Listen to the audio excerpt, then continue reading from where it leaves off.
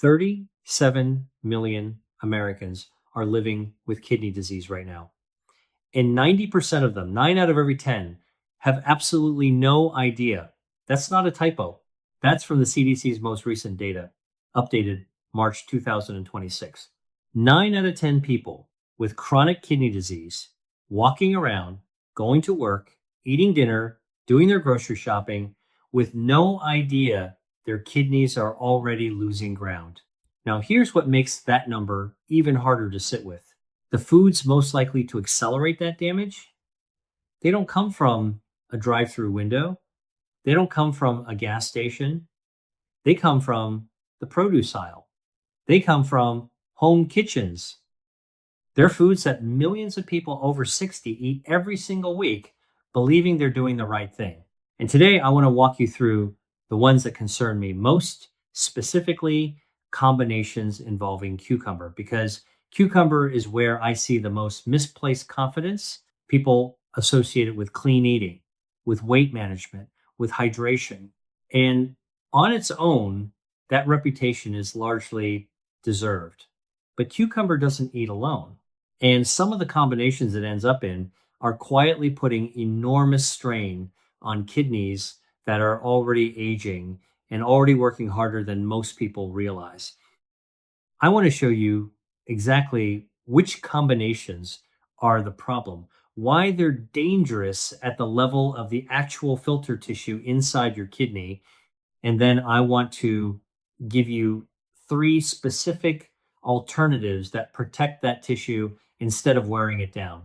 There's also a warning I need to get to that I don't think gets nearly enough attention, especially for people over 60 who are already on blood pressure medication.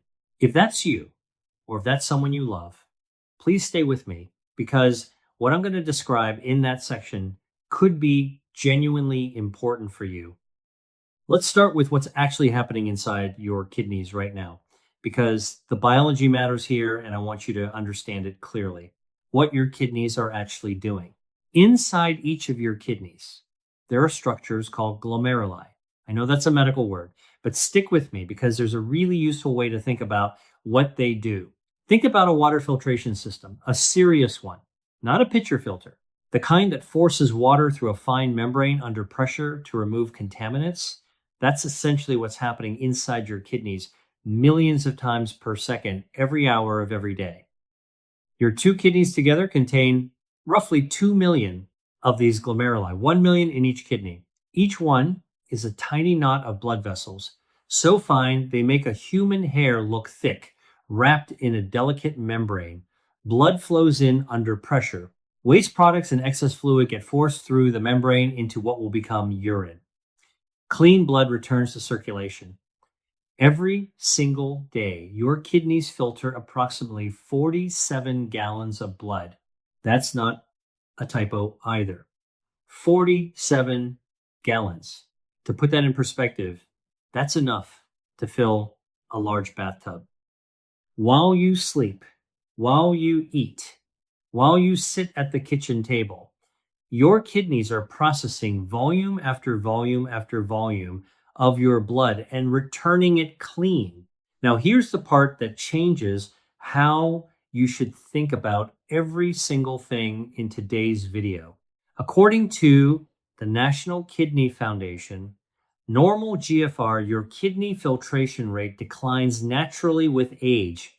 In your 30s, your kidneys were probably running at full capacity, around 90 to 120 milliliters of filtration per minute. By the time most people reach their 60s, that rate has naturally declined. Not because anything went wrong, just because of time. But here's the critical distinction. There's natural age-related decline, and then there's accelerated decline. And the foods we eat, specifically certain combinations eaten repeatedly over months and years, can push that decline from the normal curve to something much steeper. And the thing that keeps me up a little at night, as someone who has spent years in emergency medicine, once glomerular tissue is lost, it does not regenerate. Your liver can regrow, bone heals, skin repairs itself, But the delicate filtering tissue inside your kidneys, once damaged, it's gone permanently. That's not meant to frighten you. It's meant to establish exactly why what I'm about to describe matters. The silent kidneys. Before we get into the combinations, I need to make one more foundational point. Kidney disease has a nickname in medicine, the silent killer. That name exists because the kidneys do something almost no other organ does. They absorb enormous amounts of damage before they produce any noticeable symptoms at all. You can lose 40% of your kidney function and feel completely fine. You can lose 50% and still not have a symptom that would send you to a doctor. This is by design. The kidneys have tremendous reserve capacity, but it also means that by the time most people notice something is wrong, they're already in a place where significant, irreversible damage has occurred. The CDC's March 2026 data shows that 1 in 10 American adults has chronic kidney disease. That's more Americans than have type 1 and type 2 diabetes combined. But because symptoms are absent early, and because most people don't routinely check the numbers that would reveal it, the vast majority of cases go undetected until they're advanced. I'm telling you this because everything I'm about to describe has to be understood against this backdrop. The cucumber combinations I'm going to walk you through don't cause immediate pain or obvious symptoms. What they do is contribute to a pattern repeated stress, repeated pressure on aging glomerular tissue that over months and years quietly tips the balance in the wrong direction. Let me show you what I mean. The 3 combinations that concern me most. Combination 1, raw cucumber with high sodium dips and dressings. Let me tell you about Dorothy. Dorothy is 69 years old, a retired school librarian from Tucson, Arizona. She came to see her primary care physician about 18 months ago for what she thought was minor ankle swelling. She figured it was the Arizona heat. She figured it was spending too much time on her feet. Her doctor ordered a routine metabolic panel and a urinalysis. The urinalysis came back with elevated protein. Her EGFR, her estimated filtration rate, was 41. Dorothy had CKD stage 3 and had no idea. And when her doctor started going through her diet, one pattern stood out immediately. For about 15 years, Dorothy had eaten raw cucumber as her primary snack. That part was actually fine, but she always ate it with ranch dressing, sometimes generous amounts. It was her healthy option. She'd replace chips with cucumber and ranch. She felt good about it. Here's what was actually happening. A single medium cucumber contains roughly 440 milligrams of potassium. For young, healthy kidneys, that's easily managed. But aging kidneys process potassium more slowly, and there's a ceiling. When you pair a high potassium food with a high sodium condiment, one serving of many commercial ranch dressings contains anywhere from 200 to 400 milligrams of sodium. And people routinely use 2 or 3 servings. You're not just adding 2 separate stressors. You're creating a chemical scenario that drives up the pressure inside those delicate glomerular blood vessels. Here's the mechanism. Sodium causes your kidneys to retain water to dilute it. That increases blood volume. Increased blood volume raises the pressure in your circulatory system. And the glomeruli are extremely sensitive to pressure changes. They're fine mesh filters designed for precise pressure ranges. When pressure inside the glomeruli spikes repeatedly, the membrane doesn't tear dramatically. It develops microfractures, tiny gaps in the filtering surface. And through those gaps, protein that should stay in your blood begins to leak into your urine. That's what Dorothy's test showed. Protein in her urine. Medical term, proteinuria. And proteinuria is one of the earliest signs that glomerular damage is underway. This is true of any combination that pairs raw cucumber with significant sodium. Soy sauce, miso-based dips, commercial hummus in large quantities, Salt-based seasoning blends. The common thread is raw cucumber with all of its potassium intact, combined with a sodium source that simultaneously drives glomerular pressure up. The good news, Dorothy's story doesn't end there, and the fix wasn't complicated. I'll come back to that. But first, a note on the word raw. This distinction matters enormously. Raw cucumber retains essentially all of its potassium. Processing cucumber differently changes that equation significantly. That's the foundation of the protective approach I'll describe later. Combination 2, cucumber with other high potassium foods in the same meal. This one surprises people because every ingredient involved has a healthy reputation. Picture a summer salad: sliced cucumber, tomato, avocado, maybe some white beans or chickpeas, dressed lightly. Each ingredient individually is genuinely nutritious.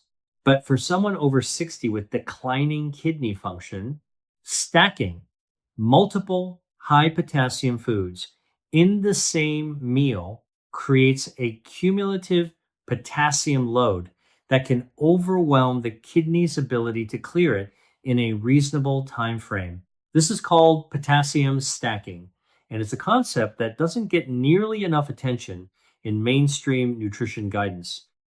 Here's the approximate potassium content of a generous portion of each. Cucumber, 1 cup, sliced 150 milligrams. Tomato, 1 medium, 290 milligrams. Avocado, 490 milligrams. Chickpeas, half cup, 240 milligrams. Add those up, and you're looking at over 1,100 milligrams of potassium in a single salad. For reference, the general guidance for people with reduced kidney function is to keep total potassium intake under 2,000 to 2,500 milligrams per day. A single healthy salad can represent 44 to 55% of that entire daily budget. Now, here's what happens next.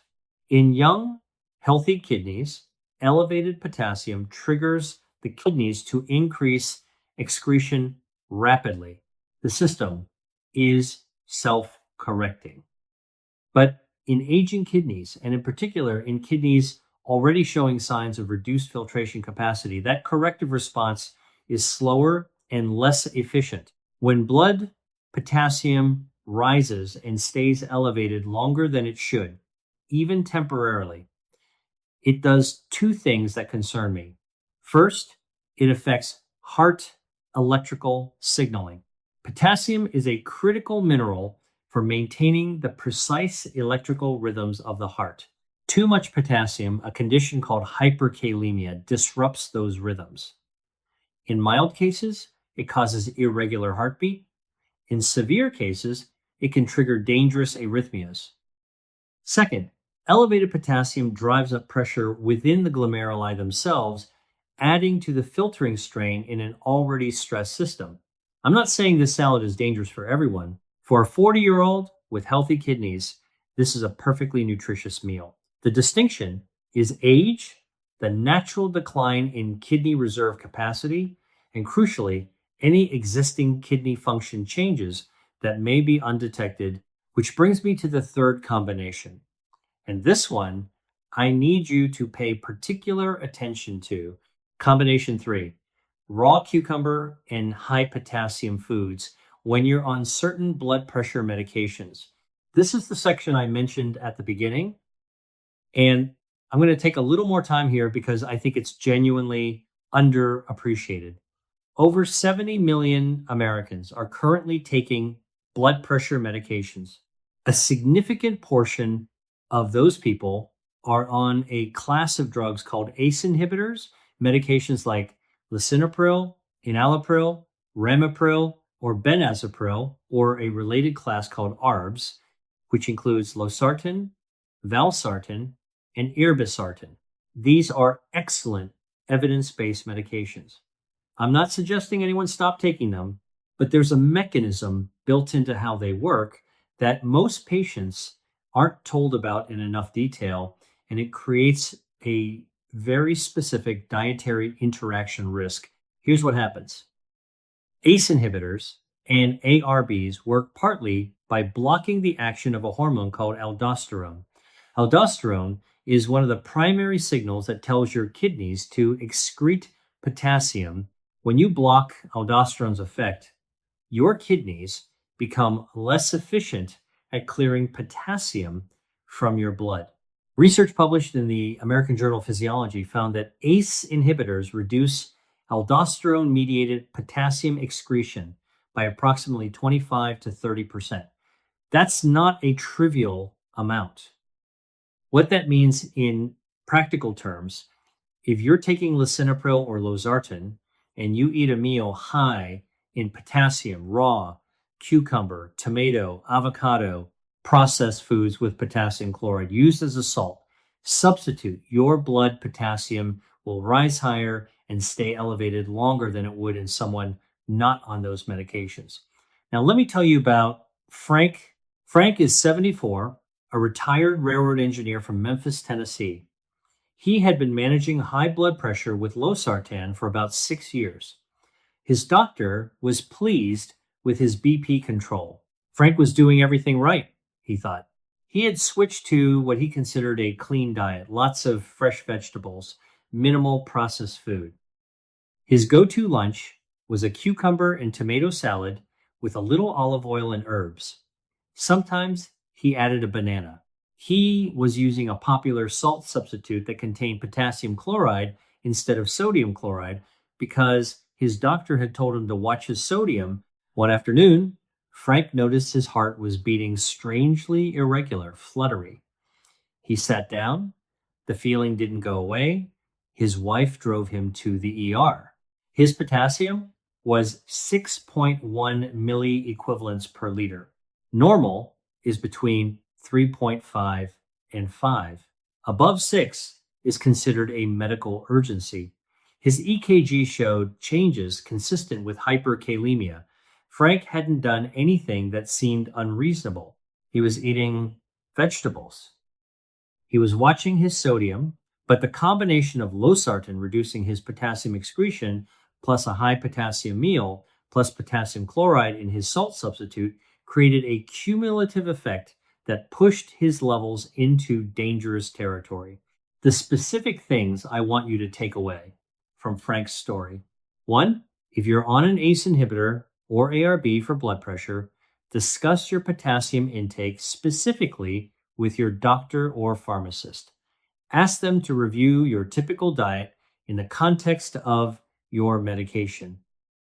2, potassium-based salt substitutes, which are marketed as heart healthy, can significantly elevate potassium in people on these medications or in people with reduced kidney function. This is not widely understood by patients. 3, your serum potassium level should be tested routinely if you're on these medications. Most prescribers do order periodic checks, but if yours hasn't been checked in more than 6 months, bring it up. I want to be clear. This isn't a reason to avoid these medications. For most people, the blood pressure benefits far outweigh the potassium management risk. But it is a reason to be informed and specific about your diet when you're on them. Let me pause here.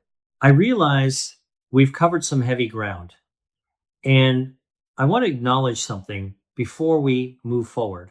If you're sitting here thinking, I do some version of all three of these things, that's actually okay. You're not in a crisis just because you've been eating cucumber with ranch dressing.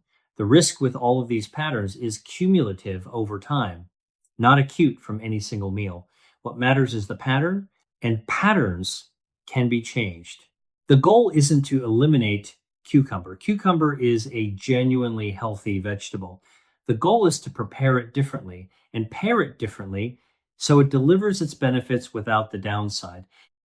I'm going to show you exactly how to do that. But first, I want to give you a quick way to check in with where your kidneys actually are right now. because I think this is important. And most people have no framework for this. Your kidney health dashboard. If you've had a blood panel in the last few years, there are two numbers that tell you the most about your kidney function. I want you to know what to look for. The first is creatinine. Creatinine is a waste product that your muscles naturally produce and your kidneys filter out. A healthy adult creatinine level is roughly 0.7 to 1.2 mg DL for men and 0.5 to 1 mg DL for women. When your kidneys lose filtering capacity, creatinine builds up in your blood and the number rises. But the more useful number is what's called eGFR, estimated glomerular filtration rate. This is calculated from your creatinine, age, and sex. And it gives you a direct estimate of how efficiently your kidneys are filtering. Your lab report may already list this number. Here's how to interpret it. If your eGFR is above 60, monitor your diet and lifestyle habits. Get checked annually. If your eGFR is between 45 and 60, discuss this specifically with your primary care physician at your next visit. This is CKD stage 3A and warrants attention. If your eGFR is between 30 and 45, I would recommend asking for a referral to a nephrologist, a kidney specialist, in addition to working with your PCP.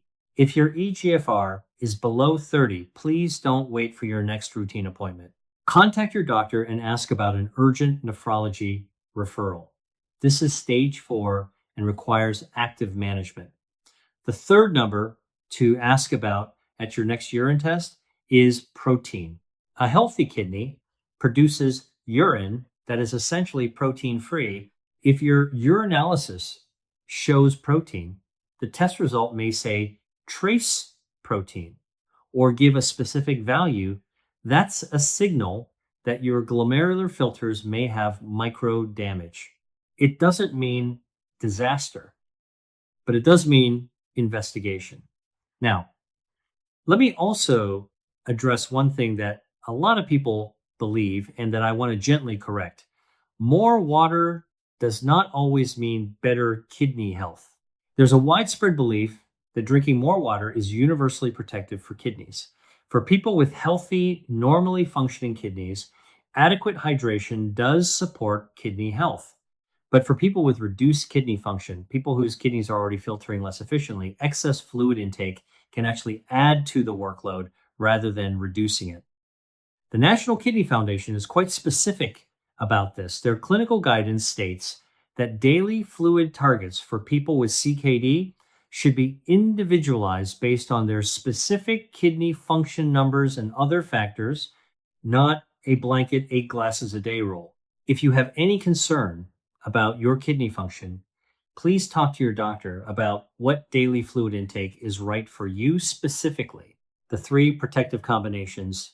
Now, let's shift gears entirely because there are ways to prepare and eat cucumber that are genuinely beneficial for kidney health, and that can actually reduce the burden on those aging glomerular filters. Protective combination 1, blanched cucumber with extra virgin olive oil and a small amount of fermented miso. This is the preparation change that makes the biggest difference. Here's the thing about potassium. It's water soluble. Unlike fat soluble nutrients, which stay locked in food even when you cook it, potassium leaches out of vegetables when they're soaked in water and then cooked briefly. Research consistently shows that blanching or boiling vegetables reduces their potassium content by 30 to 50%. For kidney compromised individuals, this is significant. You're getting the same cucumber, same vitamins, same fiber, same antioxidants, but with meaningfully less of the potassium burden. The process is simple. Slice your cucumber, soak it in water for 15 to 20 minutes, drain, then blanch briefly in boiling water for about 60 seconds, remove and let cool. What you're left with is cucumber that's gentler on your kidneys. Pair that with a small amount of extra virgin olive oil, not a heavy pour, just a teaspoon or 2, and a tiny amount of traditionally fermented miso rather than commercial high sodium soy based dips. Why these pairings? Olive oil contains oleic acid and a class of compounds called oleocanthal, which have anti inflammatory properties. Chronic low grade inflammation is one of the mechanisms that accelerates glomerular damage over time. By adding an anti inflammatory fat to your meal, you're working against that process rather than accelerating it. For the miso, traditionally fermented miso contains beneficial bacteria that support gut health. There's emerging research suggesting that gut microbiome health affects kidney health through what's called the gut kidney axis. Essentially, a healthy gut can help process and eliminate certain waste products that would otherwise fall entirely on the kidneys. This is still an evolving research area, but the direction is encouraging. More practically, a small amount of fermented miso has significantly less sodium than most commercial dipping sauces. So the sodium burden is more manageable. Protective combination two, blanched cucumber with egg whites and ginger. This combination is particularly relevant for anyone who has already been told their protein levels are low or who has noticed foamy urine, which, as I mentioned earlier, can be a sign that protein is leaking through damaged glomerular tissue. Egg whites are one of the highest quality protein sources available in terms of bioavailability, meaning your body absorbs and uses nearly all of it. More importantly, egg whites are extremely low in phosphorus, which is a mineral that damaged kidneys struggle to regulate. For people with reduced kidney function, phosphorus accumulation is a real problem. Egg whites give you clean, efficient protein without that phosphorus burden. The general guidance from kidney nutrition specialists is that people with early to moderate CKD do need adequate protein. The old advice to dramatically restrict all protein has largely been revised. What's recommended now is high quality protein in appropriate amounts, chosen carefully to minimize kidney strain. Egg whites fit that profile well. Ginger serves two purposes in this combination. First, it contains compounds called gingerols and shogols, which have demonstrated anti-inflammatory and antioxidative effects in multiple studies. Second, from a practical standpoint, ginger complements the mild flavor of blanched cucumber and makes the combination far more palatable. Simple preparation. Blanch your cucumber slices as described above.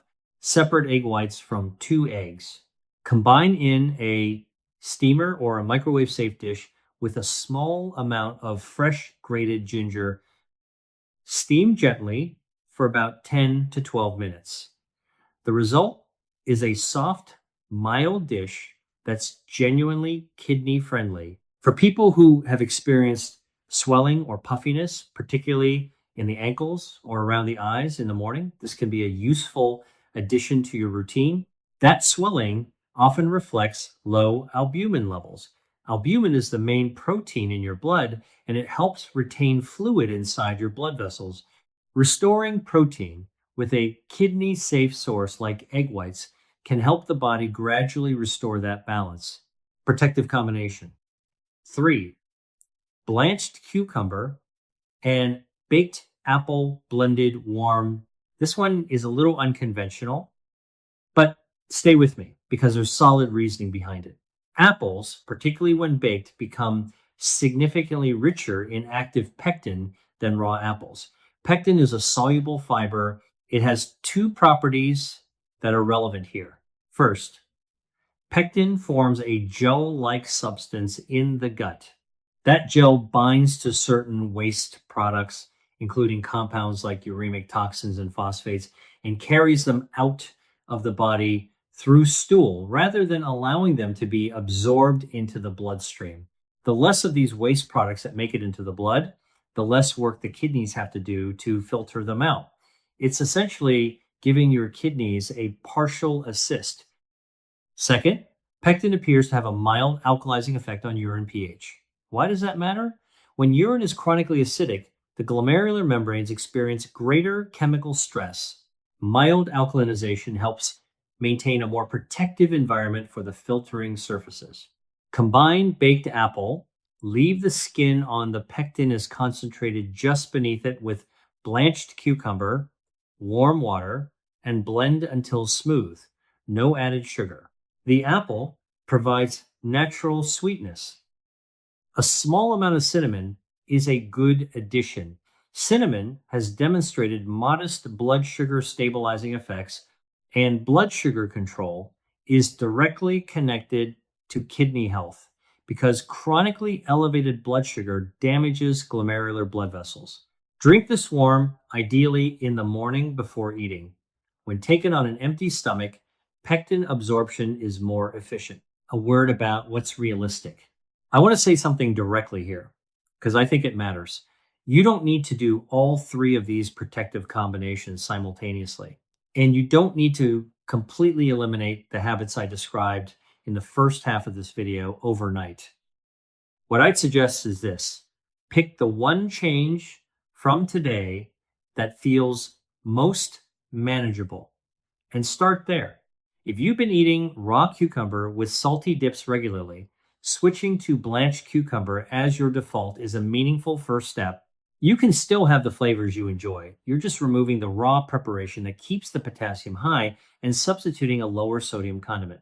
The research from the LIFE trial, a major clinical study published in JAMA Internal Medicine, showed that in adults between 70 and 89 years old, structured moderate intensity physical activity led to meaningfully less decline in kidney function over 2 years compared to a control group.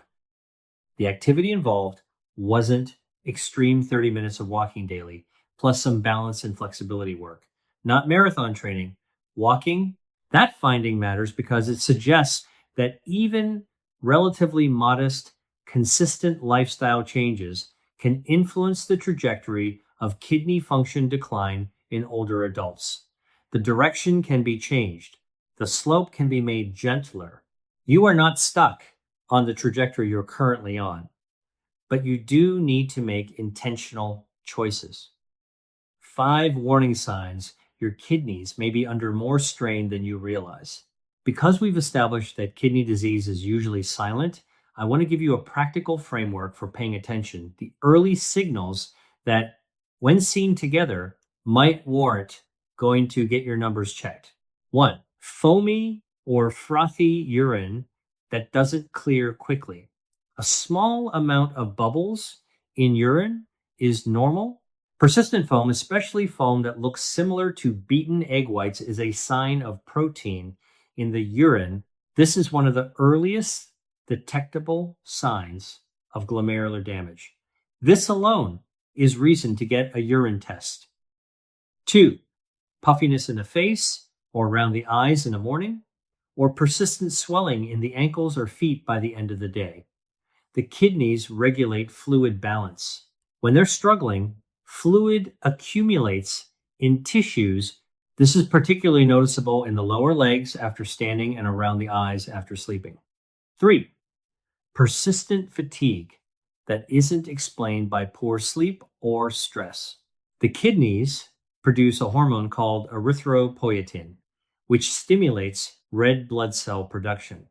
When kidneys are compromised, erythropoietin drops, red blood cell counts fall, and the result is anemia. Unexplained persistent fatigue, the kind that doesn't improve with rest, can be one of its earliest signs. 4, frequent nighttime urination. When the kidneys lose their ability to concentrate urine efficiently, they compensate by producing more urine overall. This often shows up first at night. 2 or more trips to the bathroom most nights is worth mentioning to your doctor. 5, persistent itching without obvious skin cause. When the kidneys can't clear certain waste products efficiently, they can accumulate in the blood and cause itching, typically generalized, not localized to one spot. Research has found that nearly 2/3 of people with moderate to severe CKD experience this type of itching, and many attribute it to dry skin or allergies rather than kidney function. Now, I want to be very clear about something. Any one of these symptoms alone, in isolation, is not necessarily alarming. There are many benign explanations for each of them. What I'm asking you to do is notice if two or more are present at the same time. That pattern, multiple signs appearing together, is the signal worth investigating. If you're seeing two or more of these and you haven't had your kidney numbers checked in the past year, please bring it up at your next appointment. You don't need to go to the ER or urgent care for this. A scheduled conversation with your primary care doctor and basic blood and urine tests is all it takes to get a clear picture. If you have four or more of these symptoms simultaneously, especially if you notice significant swelling, trouble breathing, or irregular heartbeat, I would suggest calling your doctor the same day rather than waiting for a scheduled appointment. If you're experiencing chest pain, significant shortness of breath, or feel like your heart is beating abnormally, those symptoms warrant a 911 call or an immediate ER visit. The medication conversation. I want to come back to something I raised earlier because I think it deserves a very specific takeaway. If you are currently taking lisinopril, enalapril, ramipril, losartan, valsartan, irbesartan, candesartan, or any other blood pressure medication, please, at your next appointment or phone call with your prescriber, ask these specific questions. How often should my serum potassium be checked while I'm on this medication? Are there any foods I should specifically limit given the type of medication I'm on? Is my kidney function being monitored regularly? If so, what are my most recent numbers? These are reasonable, straightforward questions that any prescriber should welcome. They're not challenging your doctor, they're participating in your own care. And the answers you get will directly inform how you apply what you've learned today. If you're already managing high blood pressure or CKD and your doctor hasn't specifically discussed potassium management with you, this is a conversation worth initiating. The interaction between these medications and dietary potassium is well documented and well understood in nephrology, but it sometimes doesn't make it into primary care conversations in enough detail. The Practical Kitchen Framework. 4 rules for cucumber. Let me give you a simple rule set you can post somewhere in your kitchen if it helps. Rule 1, always peel the skin deeply. The outer layer of cucumber concentrates potassium. Removing it with a standard peeler doesn't go far enough. Use a peeler or knife to remove a meaningful layer of the outer flesh along with the skin. Rule 2, remove the seedy center. The soft, seedy interior of a cucumber is another concentration point for potassium. A spoon is all you need to scoop it out. This takes about 30 seconds and meaningfully reduces the potassium load.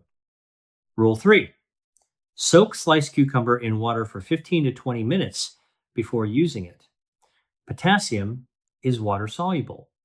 This simple step leaches a portion of it out before the cucumber ever enters your body. Rule 4, for anyone with known kidney concerns or who is on ACE inhibitors or ARBs, blanching for 60 seconds in boiling water after soaking provides an additional reduction. Research suggests this combination can reduce potassium content by 40 to 57% compared to raw preparation. These 4 steps, peel deeply, remove the center, soak, blanch briefly, are the preparation sequence that turns cucumber from a potential stressor into a genuinely kidney-friendly food. They're also not time-consuming. Once you've done this twice, it takes about 5 minutes of passive time. You're mostly waiting for a brief soaking period, putting it together. The 3-week transition.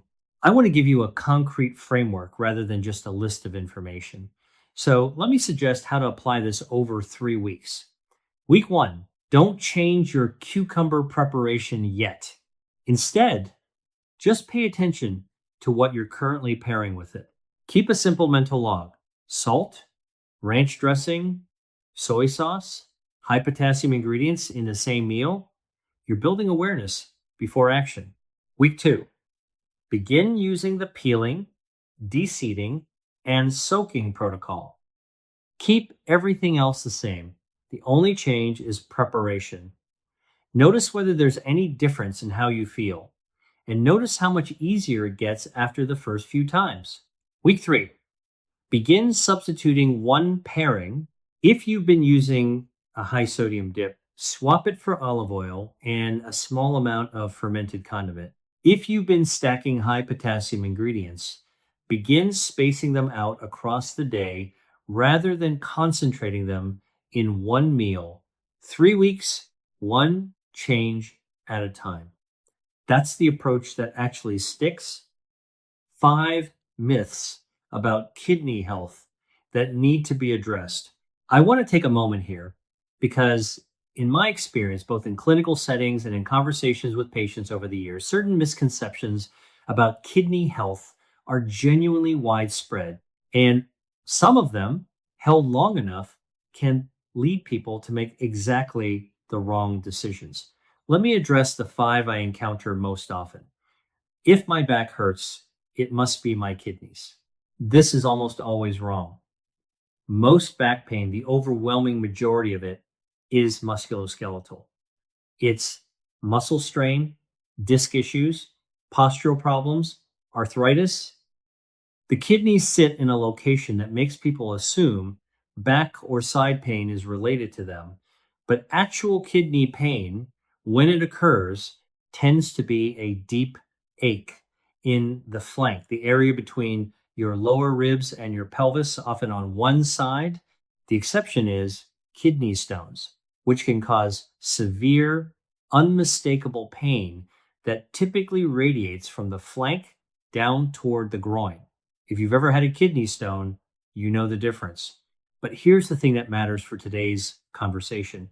Kidney disease itself rarely causes back pain at all. The kidneys don't have the nerve endings that would generate that kind of pain signal in response to gradual damage. They just quietly decline, which is why all the other warning signs I described earlier, foamy, urine, swelling, fatigue, are more diagnostically useful than pain. Myth 2, if I felt fine at my last checkup, my kidneys are fine. This depends entirely on what was measured at that checkup. A standard physical might include a blood pressure reading, a complete blood count, and a basic metabolic panel. If your doctor ran a basic metabolic panel, your creatinine should be on that report, but not every basic metabolic panel automatically includes an eGFR calculation. Some labs calculate it automatically from creatinine, others don't. Similarly, kidney damage can be present even when blood tests look normal if urinalysis wasn't done. Proteinuria, protein in the urine, can indicate glomerular damage even before creatinine or eGFR changes become detectable in the blood. So, felt fine at my checkup doesn't mean kidneys are fine unless someone specifically checked both the blood and urine markers I described earlier. If you're not sure whether your last panel included those, it's worth asking. Myth 3, high protein diets damage kidneys. This one is more nuanced than a simple myth or fact, but it deserves clarification because many people over 60 restrict protein out of fear and end up with muscle loss, weakness, and frailty as a result. For people with healthy kidneys, a higher protein diet does not cause kidney disease. The kidneys adapt to increased protein intake. This is well established. For people who already have reduced kidney function, particularly those with GFR below 45, protein management does become more important because the breakdown products of protein, particularly phosphorus, and a compound called urea, require kidney filtration to clear. In this context, managing the type and amount of protein matters. But even here, the guidance has evolved. The old advice of extremely low protein intake for people with CKD has been significantly revised. Current nephrology guidance generally supports adequate protein intake with an emphasis on high quality, low phosphorus sources like egg whites, fish, and poultry rather than severe restriction that leads to muscle wasting. Losing significant muscle mass in your 60s and 70s has its own serious health consequences: increased fall risk, reduced mobility, reduced functional independence. The fear of protein damaging kidneys should not be a reason to restrict protein to the point where muscle loss becomes a problem. That's a trade off your doctor should help you think through based on your specific numbers. Myth 4: natural herbal supplements are safe for kidneys. This one I feel strongly about. Please be careful here. The word natural does not mean safe for kidneys. Several herbal supplements, including some that are heavily marketed for joint health, immune support, or weight management, have been associated with direct kidney toxicity or nephrotoxicity.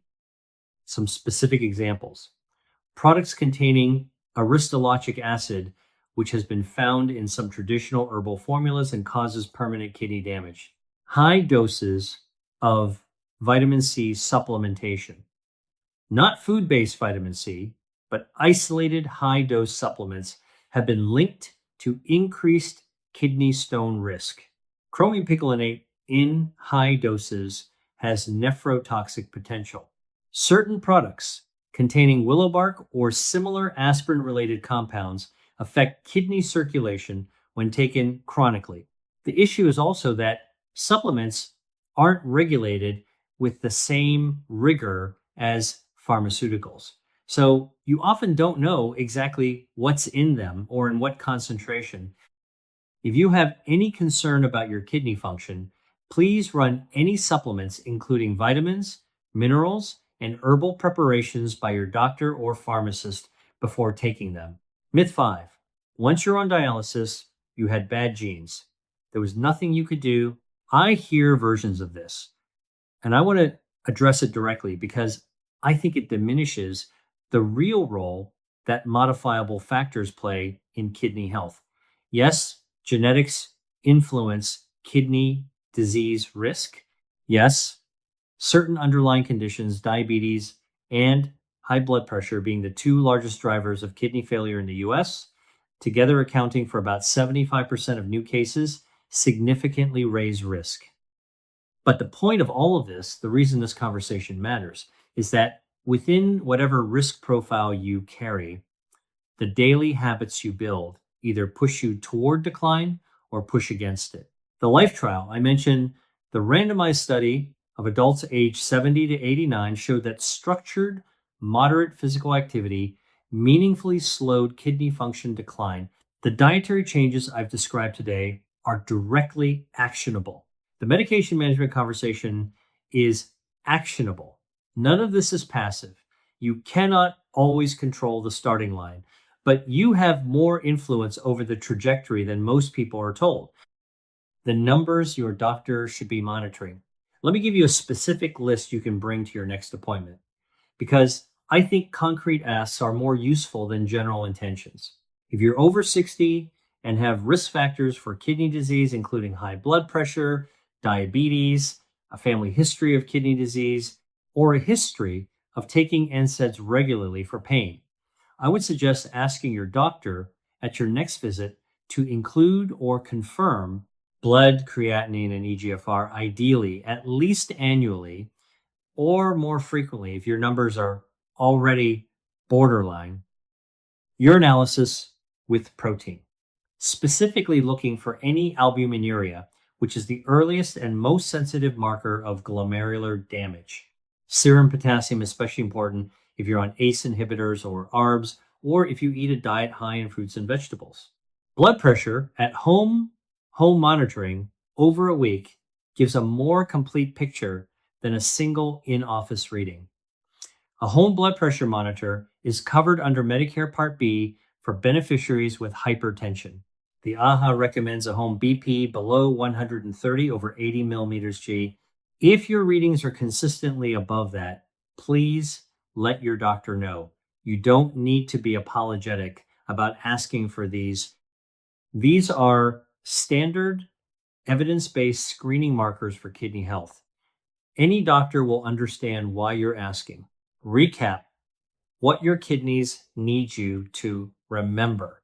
Let me compress everything we've covered into a pattern you can carry away from this video. Your kidneys contain 2 million delicate filters that naturally lose capacity with age. And once that capacity is gone, it doesn't come back. Right now, according to the CDC, 1 in 10 Americans has chronic kidney disease, and 9 in 10 of those people don't know it. The 3 combinations most likely to add unnecessary strain. First, raw cucumber with high sodium dips and dressings. The potassium from cucumber and the sodium from the condiment together drive up glomerular pressure over time, and repeated consistently, this wears on already aging filter tissue. Second, cucumber combined with other high potassium foods, tomato, avocado, beans, in the same meal. Potassium stacking can exceed the kidney's clearance capacity, particularly in older adults. Third, raw cucumber and high potassium foods. When you're on ACE inhibitors or ARBs, these medications reduce your ability to excrete potassium by up to 25 to 30%. Combining them with high potassium meals without awareness is a genuine risk, one that landed Frank in the ER. The protective approach. Blanch your cucumber, it removes up to 40 to 57% of the potassium. Pair it with anti-inflammatory fats like olive oil. Use fermented condiments in small amounts rather than commercial high-sodium dips. Combine with egg whites if you need kidney-safe protein. Try the warm baked apple blend in the morning if you want to give your kidneys a daily assist. Your number to know, ask your doctor for your EGFR at your next appointment. Know whether your number is above 60, between 45 and 60, or lower. That number tells you where you stand and what your next step should be. If you're on blood pressure medication, have the potassium and kidney monitoring conversation with your prescriber, not because those medications are wrong, they're often exactly the right treatment, but because that conversation will help you eat in a way that works with your medication rather than against it. And if you've noticed any combination of foamy urine, persistent swelling, unexplained fatigue, frequent nighttime urination, or generalized itching, please bring those to your doctor. Together, those symptoms are worth investigating. Any 2 of them together, especially with known risk factors like high blood pressure or diabetes, is a signal worth acting on before it becomes a problem that requires more aggressive intervention. Here is the 1-sentence version of everything I've said today. Your kidneys are working harder than you think and giving you fewer warning signs than you deserve, which means the habits you build now, while you still have choices, matter more than most people realize. The good news is the choices aren't dramatic. They're small, consistent, and genuinely manageable. And starting today is the right time. If this video was useful to you, if there's someone in your life who's over 60, who's on blood pressure medication, or who has been eating cucumber and dips without giving the preparation much thought, please share it with them. Not because it's a crisis, because it's information that most people don't have. And that could genuinely help. I'll see you in the next one.